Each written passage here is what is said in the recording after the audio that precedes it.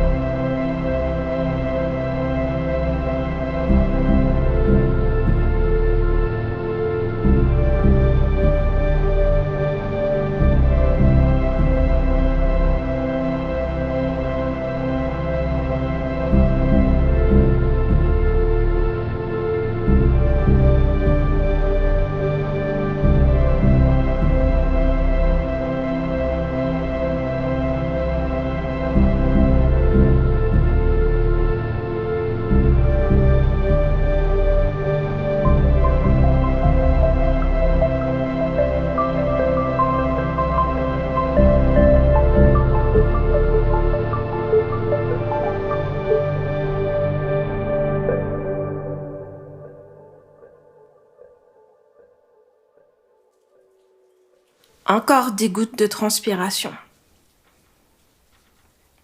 D'un seul mouvement, j'essuie ma nuque, ma tête, mon front. Je ne savais pas dire si c'était cette chaleur ou la horreur cachée qui voulait vomir de mon ventre. Je devais la cacher profond dans mon ventre, car c'est contagieux la peur. Surtout, ne pas inquiéter Blissa. Moi, mon aimé, j'irai m'asseoir directement au pied du grand mapou rouge. Je ne reviens pas sur mes mots, je fais ce que je dis. Essuyez sur la tête les gouttes de transpiration. Blissa et moi sommes maintenant devant le grand mapou rouge. Elle est si petite. Un bruit. L'horreur-terreur cachée se met à torsader. Il faut faire maintenant comme on a dit, Blissa. Elle hoche la tête, la langue perdue dans sa bouche. Elle fera comme on a dit qu'elle promet. Et sans sourciller, Blissa pose la coiffe sur sa tête. Et moi, je fais comme j'ai dit. Je m'assieds au pied du grand mapou rouge. J'entendais les pétales rouges tomber sur les feuillages, longer dans un crissement mon corps, entraînant chair de poule et sensation de fourmis marchant déambulant sur ma peau. Ils sont rouges, les pétales. C'est joli. Les pétales entraient dans mes oreilles et dans mon nez. Chatouille. Je le savais, mon ombre allait bientôt disparaître, se confondre avec celle de l'arbre au pied duquel j'étais assise. De son lit de mort, ma grand-mère Lysine avait dit « Mon aimé, la destinée, notre reine des vivants, aura tes propres traits. » m'avait-elle dit, le visage en perles de sueur. La mort proche subite au creux des yeux. Tu devras lui parler sans que la peur ne trouble ton regard. Elle s'en nourrit comme les chiens affamés des derniers restes qu'elle avait ajouté ma grand-mère, Malicie. Le bruit. Il se met à avancer. Une forme longue et maigre. Je vis d'abord son dos, habillé de cheveux lisses, noir foncé, qui balayaient le sol en des sillons de poussées vertes. Elle est haute, très haute, très maigre, style vraiment maigre. Et à chaque pas, une jambe poilue comme celle d'une chèvre, donc avec des poils courts, bruns drus courts, écarte ses rangées de cheveux. Elle se tourne vers moi. Je ne suis pas secouée de frissons. C'est comme Lysine avait dit. Elle a mes propres traits. De ses yeux sortent de l'eau. Des larmes? Non, de l'eau bleutée. Elle a mes propres traits.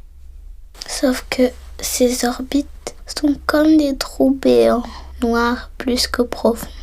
Comme s'il y a quelque chose dedans, mais qu'on ne trouvera rien quand même. Ne pas baisser les yeux. Je sais qui je suis. L'unique dernière, dépositaire, petite fille de Lysine, de celle qui elle-même n'a rien à redire à ce que je dis. Parlez. C'est moi celle qui décidait venir assise comme moi là. Pour garder Fidji ou qu'on Fidji moins. C'est moi, seule, qui ai décidé de venir asseoir mon corps ici pour regarder ton visage comme mon visage.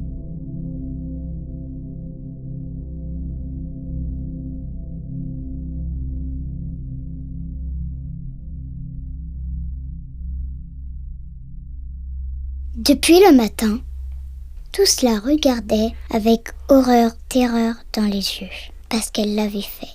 Mon aimée s'était assise directement au pied du grand mapou rouge. Cette nuit-là, j'ai vu de mes propres yeux la nuit s'enfoncer dans ses yeux. Ses orbites sont devenues comme des trous béants, noirs plus que profonds, comme s'il y avait quelque chose dedans, mais qu'on ne trouvera rien quand même. Le vent soufflait fort, très fort, et les pétales rouges se sont engouffrés brusquement dans ses poumons. Les pétales rouges gonflaient ses poumons.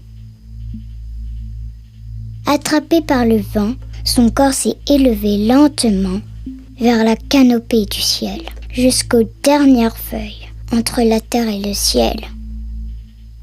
Son corps s'est élevé lentement et il s'est mis à tourner sur lui-même. Il s'élevait, mais pas vite, comme je pensais. Son corps, jamais il a accéléré comme je pensais.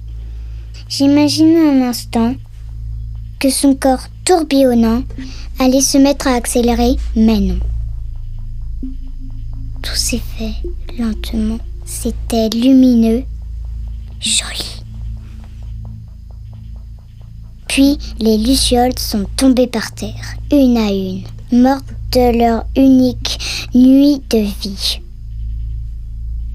Et son corps à elle s'est reposé sur le sol lentement. Tout s'était passé comme elle avait dit. Tout ce temps, je n'ai rien pu dire. Pas un son, pas un cri n'est sorti de ma bouche. Je suis restée comme figée. Mon œil était stupéfait, ma bouche scellée par le désarroi. J'ai pris son corps. Je l'ai glissé sur un coin de feuillage vert. J'ai fait comme elle a dit, retirer la coiffe de ma tête, brosser sa chevelure hirsute 100 fois afin d'obtenir une natte basse et serrée. Je ne voulais pas trembler, mais en vrai, j'ai pris beaucoup de temps. Mes doigts obéissaient qu'à mes sanglots. Alors, j'ai posé sur sa tête la coiffe de ses ancêtres à elle. Les coquillages de porcelaine Cori s'entrechoquaient. C'est là qu'elle s'est relevée. Oui, relevée. Impossible, mais relevée, vraiment. Et m'a dit, ma chère Blissa, les yeux gonflés de larmes bleutées. Le vœu de mon aimé s'était donc réalisé.